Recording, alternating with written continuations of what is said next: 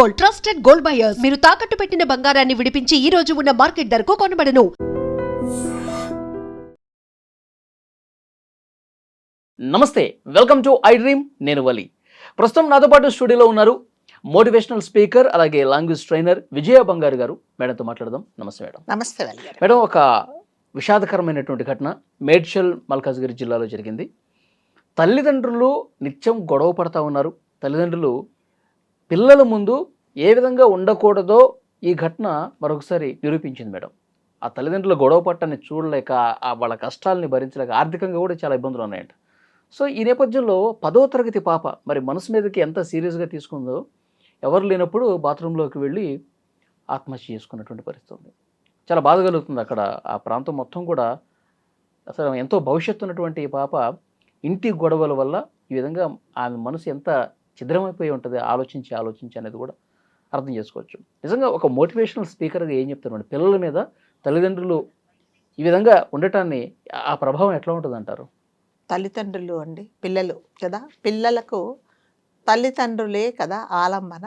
ఏ కష్టం వచ్చినా మనం ఇంతకుముందు వీడియోస్లో చెప్పుకుని, ఏ కష్టం వచ్చినా మా అమ్మ మా నాన్న, మా అమ్మకు చెప్తా, మా నాన్నకు చెప్తా కదా, మా అమ్మ కొనిస్తుంది, మా నాన్న కొనిస్తారు, మా నాన్న బయట. ఇవన్నీ ఏమిటండి? ఒక భరోసా కదా. నన్ను ఎవ్వరు ఏమన్నా కూడా మా అమ్మ ఉన్నారు కదా, హెడ్ ఆఫ్ ది ఇన్స్టిట్యూషన్ లాగా అలా. సో అలాంటిది తల్లిదండ్రులు ఎలా ఉండాలంటే ప్రతి ఒక్క ఫ్యామిలీలో వలి గారు, ఏ కుటుంబంలో అయినా కూడా పోట్లాటలు, అలకలు, తర్వాత ఫైనాన్షియల్ ప్రాబ్లమ్స్ ఇవన్నీ ఉంటాయండి. సో వాటన్నిటికీ వాటన్నిటినీ మీరు మీరు మీరు మీ ఆవిడ మీరు మీ ఇద్దరు కలిసి పరిష్కరించుకోవాల్సిన సమస్యలు కొన్ని ఉంటాయి. మీకు ఎన్ని సమస్యలు ఉన్నా కూడా భార్యాభర్తలు అంటే చాలా మటుకు తప్పు ఏం చేస్తారు వల్లి గారు, నేను గమనించింది, ఏమున్నా పిల్లల ముందు పోట్లాడేసుకుంటారు. నువ్వు మీ పుట్టింటి వాళ్ళు ఇది, నీ పుట్టింటి వాళ్ళు ఇది. నాకు ఎప్పుడో 30 ఏళ్ళు అయింటుంది అప్పటికే పెళ్ళై. అప్పుడెప్పుడో అదేంటి పెళ్ళిలో నాకు ఇవ్వాల్సింది ఇవ్వలేదు, మీ నాన్న ఇంతే, మీ నాన్న అడుగు తినేవాడు, మీ అమ్మ అది ఇది, ఇవే ఉంటాయి. అప్పుడు మీరు ఈవిడ ఊరుకోదు కదా, మీరు ఒకటంటే నేను 10 అంట, ఈవిడ కూడా అదే అంటది. సో ఇలాంటి పోట్లాటాలన్నీ ఏం చేస్తారంటే పిల్లల ముందు చేస్తారు. మరి పిల్లలు ఏం నేర్చుకుంటారు కదా, మరి తల్లిదండ్రులు ఏం చేస్తే పిల్లలు అదే నేర్చుకుంటారు, అదే చేస్తారు కదా.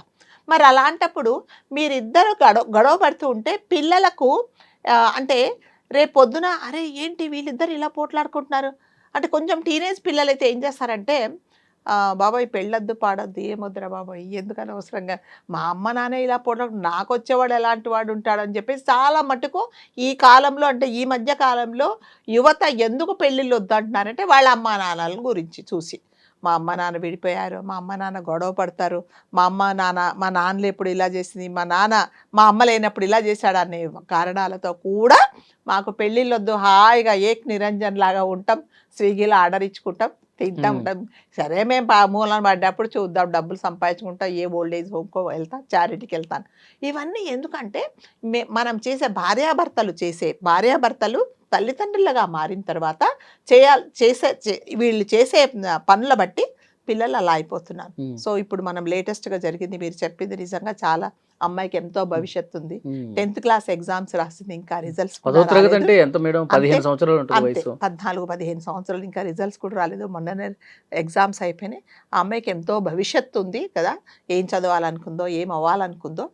సో వీళ్ళ ఫ్యామిలీలో యాక్చువల్గా వీళ్ళ హస్బెండ్తో నుంచి ఈ తల్లి విడిపోయింది, తండ్రి లేడు. ఈ తల్లి ఏం చేసిందంటే, ఒక చెల్లి, ఈ అమ్మాయి అక్క, ఇంకో తమ్ముడు పెట్టుకొని నలుగురు కలిసి ఉంటున్నారు.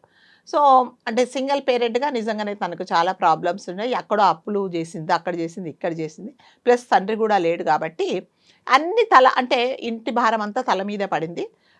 ఈ ఘటన జరగడానికి అంతకంటే ముందు ఎవరైతే డబ్బులు ఇవ్వాలో వాళ్ళందరూ వచ్చి ఇంటి ముందు గొడవ చేశారు. సో ఈవిడ కూడా ఇంకా ప్రాధాయపడింది, నేను అప్పుడు ఇస్తాను ఇప్పుడు ఇస్తాను అనేసి. ఇవన్నీ చూసిన తర్వాత ఈ అమ్మాయి చాలా డిప్రెస్ అయిపోయిందనమాట. మా అమ్మని ఇలా అంటున్నారు కానీ నేనేం చేయలేని పరిస్థితి. అంటే ఈ అమ్మాయికి 14 ఏళ్ళు అంటే ఇంకో తమ్ముడికి ఉండొచ్చు 10 ఏళ్ళు, ఇంకో చెల్లికి ఒక 8 ఏళ్ళు 9 ఏళ్ళు వచ్చు. సో వీళ్ళందరిలో నేనే పెద్ద. మా అమ్మని ఇంతమంది ఇన్ని మాటలు అంటున్నా కూడా మా నాన్న మా అమ్మని వదిలేసి వెళ్ళిపోయిన తర్వాత నేనేం చేయలేని పరిస్థితి. నేను చేయాలనుకున్నా కూడా నా వయసుకు సరిపోదు, నాకు ఎవరేమో ఇవ్వరు, నేను ఇంకా 10th క్లాసే కాబట్టి నేనేం చేయగలను. సో ఈ కుటుంబంలో నుంచి, ఈ ముగ్గురులో నుంచి నేను ఒకదాన్ని తప్పిపోతే మా అమ్మ కొంచెమైనా ఇదవుతుందేమో అన్నట్టుగా పాపం ఆలోచించేసి తను ఆ రోజు బాగానే ఉండింది, అంటే తల్లిదండ్రులతో తన తల్లితో బాగానే ఉంది, ఇప్పుడే వస్తాననింది, రూమ్లోకి వెళ్ళింది, తన సున్నితో ఊరేసుకొని చనిపోయిందండి. సో ఇది ఎంత బాధాకరమా వలి గారు కదా, మనకు అనుకుంటేనే చాలా బాధేస్తుంది. కాబట్టి మనం చెప్పేది ఏంటంటే ఆ వయసుకే చనిపోవాలి అంటే మరి అంటే ఇంకా ఏం లేదు, పరిష్కారం ఏం చేయగలదు. ఇప్పుడు తల్లికి హెల్ప్ చేయడానికి వయసు సరిపోదు, పోనీ ఇంకా ఇంకొక రకంగా చెయ్యాలి అని అంటే ఎక్కడ పనికి వెళ్ళాలో తెలియదు. అమ్మాయి 10th క్లాస్ అమ్మాయే, ఏ డిగ్రీ చదివే అమ్మాయి అంటే పోన్లే ఎక్కడన్నా ఏ చిన్న ఆఫీస్లో పని చేయొచ్చు. మరి తనకి ఇప్పుడు ఎవరు ఉద్యోగం ఇయ్యరు, ఏమి ఇయ్యరు. మరి తల్లి ఏమో తన కళ్ళ ముందే ఇంత కష్టపడుతుంది, పోనీ తండ్రి ఉన్నాడా అంటే తండ్రి లేడు. మరి తండ్రి లేనప్పుడు నిజంగానే సమస్యలు చాలా ఉంటాయి. ఆమె తల్లి తండ్రి ఇద్దరయ్యి ఆమె పిల్లల్ని పోషించాలి. సో అన్ని విధాలుగా ఆ అమ్మాయికి కష్టాలే కనపడుతున్నాయి. సో ఇప్పుడు 14 ఇయర్స్ అంటే వాళ్ళు తల్లిదండ్రి విడిపోయినప్పుడు తండ్రి సపరేట్గా ఉంటాడట. మరి ఏ కారణాల చేత విడిపోయారో మరి ఈవిడకు కూడా కొన్ని, ఈ అమ్మాయికి కూడా తెలిసి ఉండొచ్చు. సో వీటన్నిటికీ నేను హెల్ప్లెస్ కండిషన్లో ఉన్నా, నేనేం చేయలేను. సో ఇప్పుడు నేనేం చేయగలను, సో కాబట్టి నేను వెళ్ళిపోతానని చెప్పేసి తను చావడానికి కూడా ధైర్యం ఉండాలి కదండి. 10th క్లాస్ అమ్మాయి అలా ఊరేసుకొని చున్నితో విరేసుకొనిందంటే ఈ కష్టాల ముందు నేను చనిపోయేటప్పుడు గిలగిల కొట్టుకుంటా చూడ, అది చాలా తక్కువ అనుకుంది. కాబట్టి దయచేసి అది చాలా బాధాకరం అండి. ఇప్పుడు అలాంటి పెద్ద అమ్మాయిని ఈమె ఎంత మొత్తుకున్నా కూడా మళ్ళీ రాదు. కాబట్టి మనం సలహా అనుకోండి, మళ్ళీ చెప్తున్నది సూచన అనుకోండి, తల్లిదండ్రులు దయచేసి పిల్లల ముందు మాత్రం మీరు భార్యాభర్తలుగా పోట్లాడుకోవాలి అంటే మీరు సపరేట్గా మీకు ఒక ఉంటుంది కదా, వాళ్ళ ప్రైవసీ టైం ఉంటుంది, లేదా పిల్లలు లేనప్పుడు మీరు కూర్చొని మాట్లాడుకోండి. అంతేగాని మీరు తల్లిదండ్రులుగా మారిన తర్వాత పిల్లల ముందు పోట్లాడుకుంటే వాళ్ళు ఏం నేర్చుకుంటారంటే ఇదే. అంటే ఈ రకంగా ఏం చేస్తారంటే పల్లి గారు, కొంతమంది పిల్లలు తప్పుదారి పట్టే ఇది కూడా ఉంది. ఎందుకంటారు, ఇప్పుడు తల్లి తండ్రి దగ్గర వీళ్ళకి ప్రేమ దొరకదు కదా. అమ్మ అంటే అప్పుడే మొగుడితో కొట్లాడి ఉంటుంది, ఏ పో అంటుంది. తండ్రి దగ్గరికి వెళ్దామంటే ఎళ్ళు అంటాడు ఆయన. మరి వీళ్ళ దగ్గర తీసుకునేది ఎవరు, మరి ముఖ్యంగా ఆడపిల్లలు. కాబట్టి ఏం చేస్తారంటే బయట ఎవరైనా కొంచెం మగపిల్లలు ప్రేమగా మాట్లాడినా, ఏదన్నా ఒకటి ఇప్పించినా, అది చేసినా ఇది చేసినా, పర్వాలేదు మీ అమ్మ నాన్న లేకపోతే నేనున్నాను అనగానే వీళ్ళు అట్రాక్ట్ అయిపోయి ఇంకా మళ్ళీ అది వేరే ఇంకొక దారి పోతుంది. కాబట్టి మీ పిల్లల కోసం మన పిల్లల కోసం కొన్ని మనము సర్దుకోవాలి. లేకుంటే సర్దుకోలేకపోతే మీరు కూర్చొని మాట్లాడుకొని ఏదో ఒకటి మీరు తెలుసుకోవాలి. ఇలా చేస్తే ఏమవుతుందంటే కడుపున పుట్టిన పిల్లలు, అమ్మాయికి ఎంత బాధ ఉంటే ఊరేసుకొని చనిపోయిందండి కదా. కాబట్టి ఆ తమ్ముడి మీద కూడా చాలా ప్రభావం ఉంటుంది మేడం. అక్క చనిపోయింది, తండ్రి లేడు. మరి ఇప్పుడు అమ్మాయే అంతే, ఈ అబ్బాయికి ఒక 10 ఏళ్ళు ఉంటాయి అనుకోండి పోనీ, మరి వాడేం చేస్తాడని చెప్పండి, వాడు ఏం చేసి తల్లిని ఇది చేస్తాడు. కాబట్టి దయచేసి అంటే భార్యాభర్తలు విడిపోయే ముందండి వలి గారు ఇవన్నీ ఆలోచించుకోవాలండి. పిల్లలు ఏంటి నిజంగా అంటే నేనేం చెప్తానంటేనండి, మీరు నిజంగానే వచ్చే సమస్యలను మేము ఎదుర్కోలేము కాబట్టి ఇంకా విడిపోవాల్సి వస్తుందేమో అనుకున్నప్పుడు మీరు కొన్ని రోజులు పిల్లల గురించి ప్లాన్ చేసుకోకపోవడమే మంచిది కదా.